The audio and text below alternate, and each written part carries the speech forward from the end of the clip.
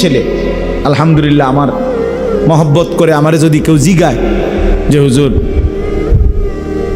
গুনাহ ছাড়বার কথা একবার মনে হয়, আবার গুনায় জড়াইয়া পড়ি, কি করবো? বা মাঝে মাঝে সিদ্ধান্ত নেই ভালো হয়ে চলবো, আবার 15 দিন পরে 20 দিন পরে আবার টেম্পার জায়গা পারি না, কি করব? তা আমি সবসময় বলি চেষ্টা করবা কোনো আল্লাহওয়ালার কাছে আসা যাওয়া করতে। যদি না আসতে পারো ব্যস্ততার কারণে, পড়ালেখার কারণে, কর্মের কারণে, চাকরির কারণে, হতেই পারে ছুটি নাই আমার, তাহলে কমপক্ষে নিজ এলাকার তুমি যেখানে নামাজ পড়ো ওই ইমাম সাহেবের কাছে কতক্ষণ বসে থাকো, দেখবা ইমাম সাহেবেরই কও যে হুজুর আমার একটা ভালো কথা কয়ে দেন, আমার জন্য একটু দোয়া করে দেন, আমি যেন ভালো হয়ে চলতে পারি, আমি যেন আমার চরিত্রটা ঠিক রাখতে পারি। হ্যাঁ, মাওলানা মারুফ এই মাত্র বলল, নবম শ্রেণীর ছাত্রের কথা বলছি কিনা বলেন?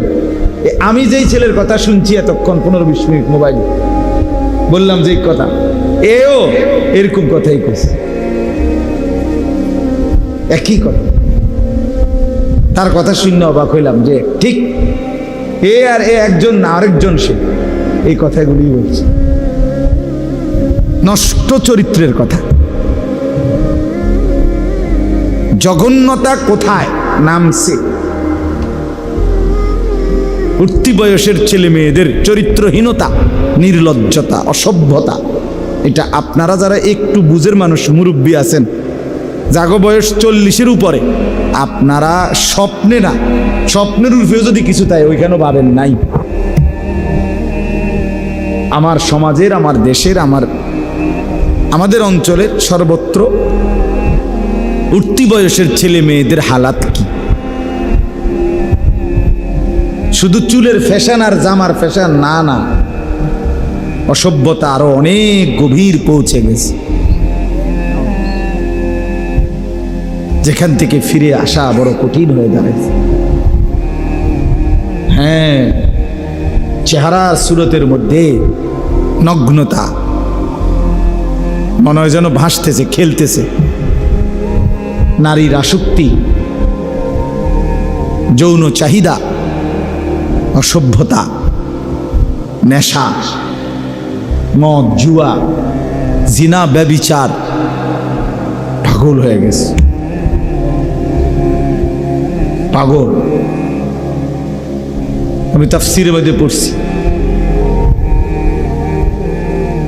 যে নেশা করে সে জিনাও করে, যে নেশা করে সে নারীর সাথে অপকর্মও করে। নাউযুবিল্লাহ।